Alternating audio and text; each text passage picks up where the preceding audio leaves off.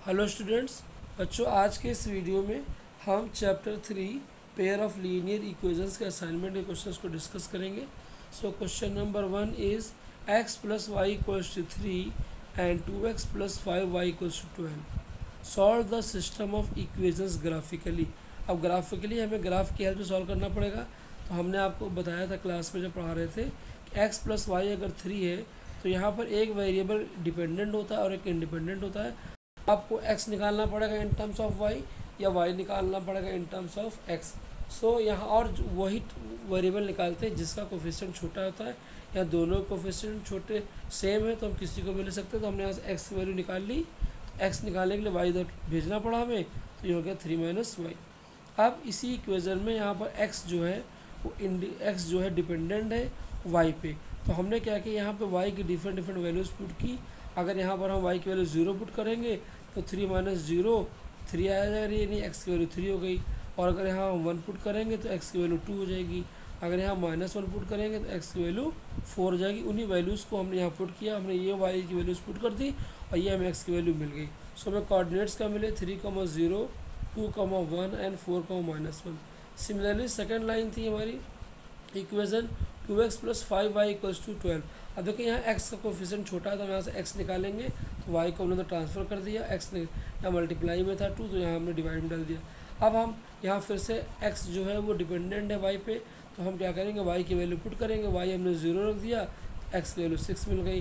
y को हमने 2 रख दिया, x की वैल्यू 1 मिल गई। y को हमने 1 रख दिया तो x की वैल्यू 3.5 मिल गई। इस तरह से फिर से हमें कोऑर्डिनेट्स मिल गए 6, 0, 1, 2 एंड 3.5, 1। अब स्टूडेंट्स हमें ग्राफ पेपर पे इसको ड्रॉ करना पड़ता है। हमारे पास ग्राफ था नहीं, इसलिए मैंने ग्राफ जैसा इसको क्यूब्स बनाए हैं। अब हम स्केल लेंगे, हम नंबर्स देखेंगे। जो नंबर्स हमारे पास मैक्सिमम है वो 6 तक है। तो हम सपोज़ कर लेंगे कि वाई एक्सिस पर 1 ब्लॉक जो है, स्केल सपोज़ करना बहुत ज़रूरी है। ग्राफ में आपको स्केल मेंशन भी करना पड़ेगा, नहीं मेंशन करने पे मार्क्स कट जाते हैं।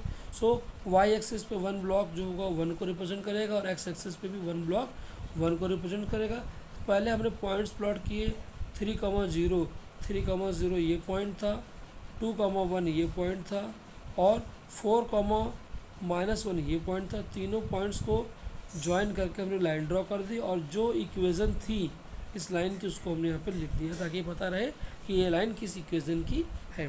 फिर दूसरा पॉइंट था 6, 0 यहाँ पर है। सेकंड पॉइंट था 1, 2 यहाँ पर है एंड 3.5, 1। अब इनको भी हमने लाइन ड्रॉ कर दिया, ज्वाइन कर दिया। जहाँ पे दोनों लाइंस एक दूसरे को कट कर रही थी वो पॉइंट था 1, 2। एक्स की वैल्यू अब देखिए यहाँ पर जो ये डिस्टेंस कहाँ आ रही है, यहाँ आ रही है, यानी एक्स की वैल्यू 1 हो गई। और यहाँ से देखें तो वाई की वैल्यू कितनी हो गई, 2 हो गई। सो ये पॉइंट जो है वो 1, 2 है, इसलिए x की वैल्यू 1 होगी और y की वैल्यू 2 होगी। तो इस तरह से ग्राफिकली आपको इक्वेशन सॉल्व करनी पड़ेंगी। Question number 2 is determine graphically whether the system of equations this is consistent और इनकंसिस्टेंट। कंसिस्टेंट और इनकंसिस्टेंट हमने क्लास में बताया था। अगर कोई दो इक्वेशंस है उनका सोल्यूशन पॉसिबल है तो वो कंसिस्टेंट होंगी, अगर उनका सोल्यूशन पॉसिबल नहीं है तो वो इनकंसिस्टेंट होंगी। तो इसको हमें ग्राफिकली प्लस सॉल्व करके देखना है।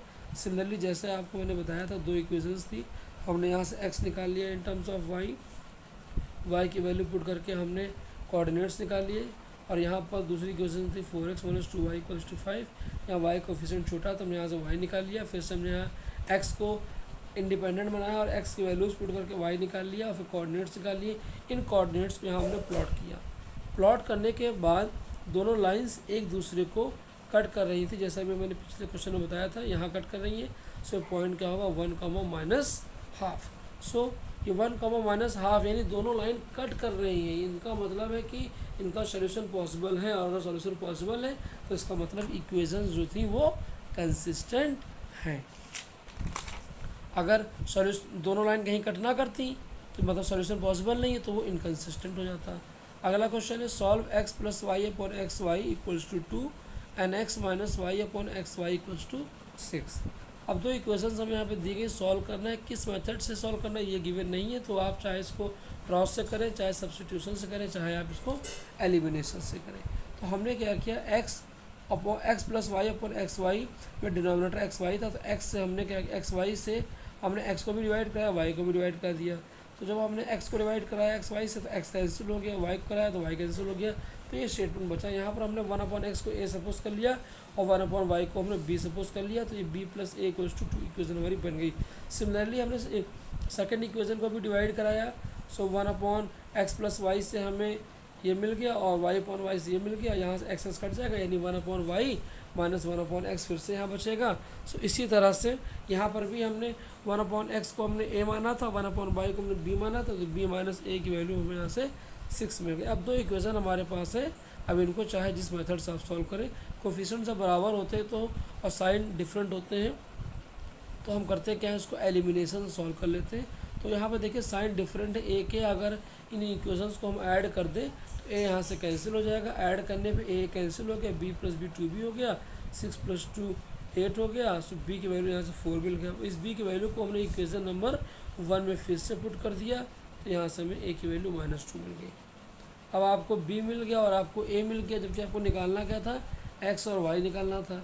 सो अब b किसके बराबर था, जो b 1/y जो था वो b के बराबर था। अब b की वैल्यू 4 है, यानी y की वैल्यू कितनी हो गई 1/4। एंड 1/x की वैल्यू किसकी थी, a की वैल्यू थी, a कितना है -2 है, एंड x की वैल्यू क्या हो जाएगी यहाँ से -1/2 हो जाएगी। तो इस तरह से आपको x और y की वैल्यूज़ निकालनी होगी। नेक्स्ट क्वेश्चन देखिए, solve the system of equations by cross multiplication. Cross multiplication हमने क्लास में आपको बताया था कि सबसे पहले इसको हमने क्या देखा है कि वेरिएबल्स जो है वो अपॉन में है, तो हमने 1/x को a सपोज कर लिया, 1/y को b सपोज कर लिया। तो इक्वेशंस हमारी क्या बन गई, 3a + 2a + 3b = 13 and 5a - 4b = -2। अब ये दो इक्वेशंस हमारे पास आ गई। सो ये a1 है, ये b1 है, इसको इधर ले आएंगे तो c1 मिल जाएगा, ये a2 है, ये b2 इधर ले आएंगे तो c2 मिल जाएगा। सो a के नीचे हम लोग करते क्या है, पहले b1 b2 c1 c2 लिख लेते हैं और बाद में यहाँ पर a1 a2 और b1 b2 लिख लेते हैं। तो इसमें हम लोग करते क्या है, पहले डाउनवर्ड मल्टीप्लाई करते हैं। सो 3 × 2 हमने a के नीचे क्या लिख लिया, 3 × 2 minus this into this, and फिर b के नीचे हमने क्या लिख लिया, अब बीच में इक्वल टू जरूर लगाते हैं। तो ये वाला पार्ट और ये वाला पार्ट तीनों इक्वल होते हैं।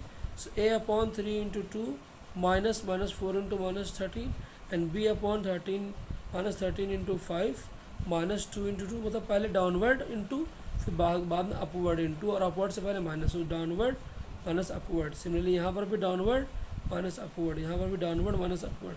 सो इसको इससे मल्टीप्लाई कराएंगे और माइनस को इससे मल्टीप्लाई कराएंगे।